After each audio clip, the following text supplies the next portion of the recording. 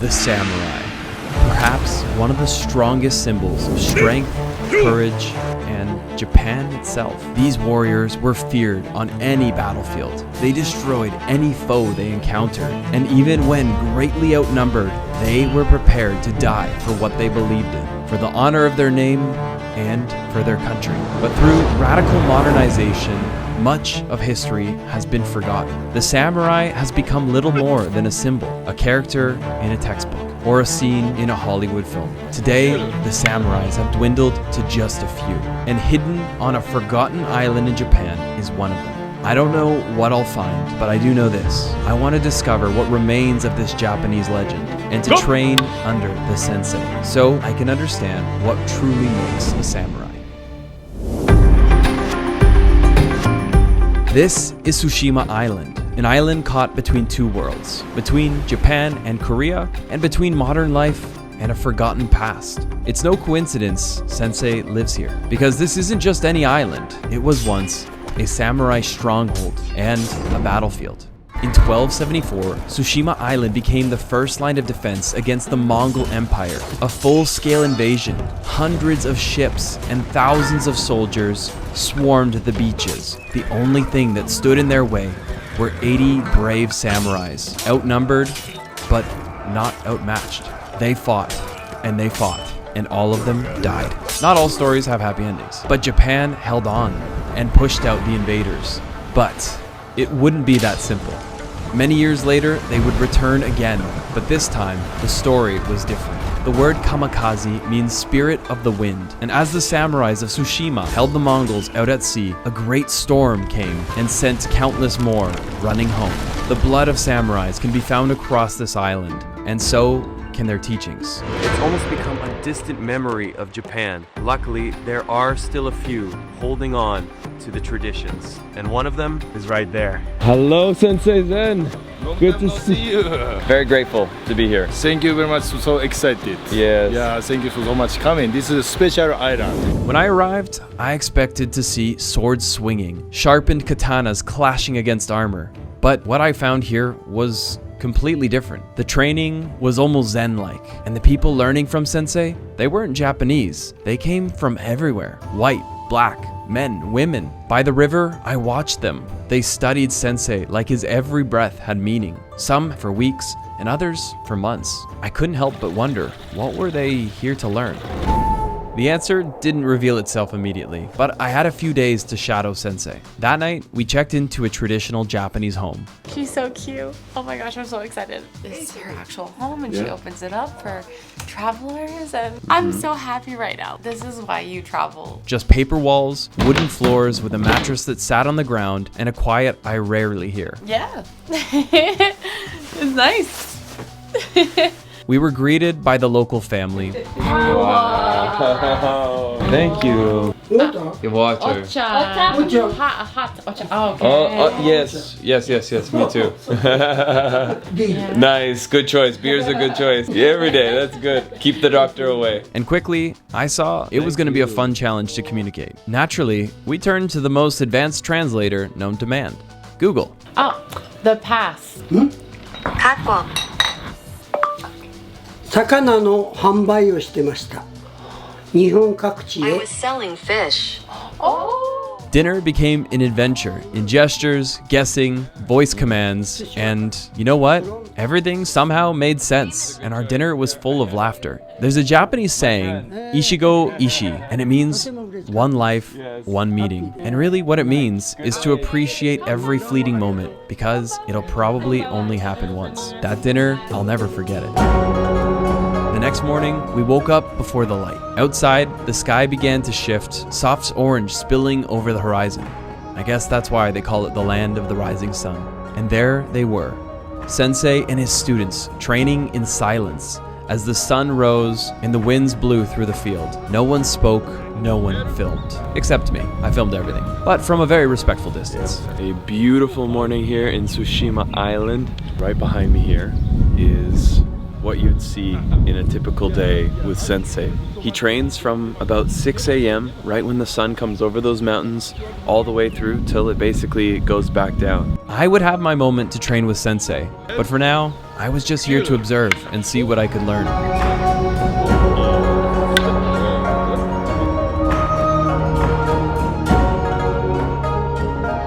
After training, I had my moment to finally connect with Sensei, and I had to ask, what had happened to the samurais? And why was this central piece of Japan dying? Well, the answer was not what I expected. We lose a war. After the atomic bomb, around 9 years, samurai wisdom and technique, it was illegal. He told me that after World War II, the Americans didn't only drop a bomb. They banned the sword, and they banned the way of the samurai. Any martial arts tied to the samurai code were completely outlawed. The movements, the mindset, the spirit, all forbidden. But his father and his father's father, they refused to let it die. So, some families and some styles go under the ground keeping a training using a fan dance. Yep. This looks like dance, but it's a samurai movement. They are hiding the techniques. At first, they trained using fans, disguising sword movements as a dance. It wasn't just tradition, it was resistance. Now, this ban lasted 7 years. Doesn't sound like long, but it was long enough to have its impact. And now, with the modernization of Japan, a totally new set of cultural beliefs and traditions have taken over, leaving history by the wayside. And today, the responsibility to keep the way of the samurai lives with Sensei Zen. My mission is I have to keeping this tradition, spread this tradition all over the world, and how to connecting the next generation samurai wisdom and tradition. Samurai people is they are top of the society. That's why their most important purpose and not to fight. Always just keeping a peace and balance. This is most important way of thinking. I felt beyond lucky to have this moment with him. Now, before we could train, we were told there was one thing we had to do first, and that was climb Shirataki, the sacred mountain of Tsushima. Sensei wouldn't be joining us. This wasn't about technique or sword work. It was about presence, breath, and connecting with the island. So this trail brings you to what's considered to be one of the most sacred places in Tsushima Island, and also one of the tallest peaks. I was told you would feel an energy when you got here, and maybe it's a bit early, but it is absolutely energizing being here. But we gotta go before the rains get here. From the start, the hike was no joke. What started off as a sweat turned to an endurance challenge. The incline got steeper and steeper, and the skies darkened. Japanese culture is fascinating. It's good to have guides, because I can tell you right now I would have blown right through this gate not knowing that you actually have to pay your respects first, because this is a tori, and it is a shrine. These basically are representations of the deities, the spirits of Tsushima. And so, to pay your respects, Koki, can you show me one more time? Two lane. 1, 2. Two touch. Thank you so much. Okay, thank you. 1. And now? Okay. Okay. Now. Okay. You're like Spider-Man. Oh, Spider Yamaguchi. Spider Yamaguchi. Spider Yamaguchi. And then it all came down. The rain, the kamikaze, or the spirit of the wind came crashing down. It was trying to wash us off this mountain. We slipped. And kind of laughed. And we questioned whether it was time to turn back, but we were so close. One of the local guides told me, the mountain gives you what you need, not what you want. And maybe that's what this was. A test of presence and a moment to truly feel everything around me. Hey, if you're enjoying this video, I've got just one small favor. It's completely free, and that is that you leave a like. It really means a lot to my team and I, and it helps us understand if we're making the right content for you. All right, back to it. Good morning. Hi, good morning. Aww. That is so cute. He made it. Oh my god. Oh, thank you. Later that day, Sensei invited me to meet him at a sacred place. hidden away between trees, tories, and an enchanted footpath was the White Mountain Temple. Where we have just entered is one of the most magical places I think I've ever seen. Little light leaks, purple flowers, a fairy tale in here. And today, my brief but hopefully meaningful training with Sensei Zen begins. There was a special feeling here. At the end of this walkway, there was an old wooden building with a slanted roof surrounded by a beautiful forest. This area is behind this shrine.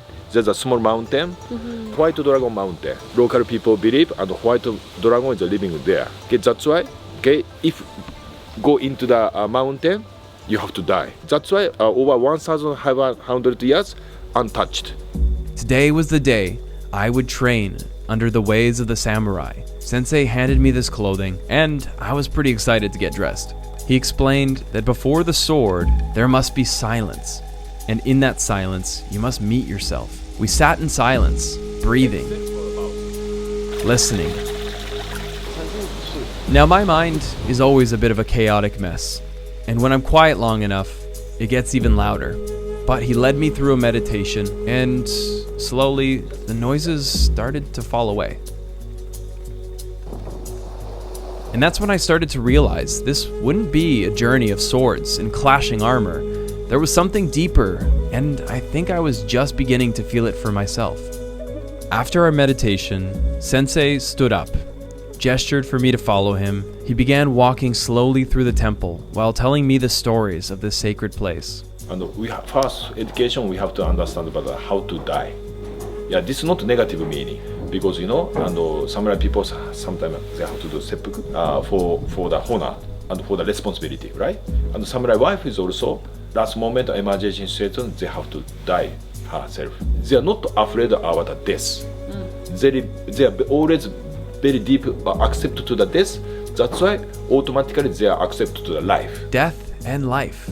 War and peace. Sensei told me that the way of the samurai is balance in all things. And in our modern world, I truly appreciate Sensei's traditional wisdoms. And one story that I thought was particularly fascinating.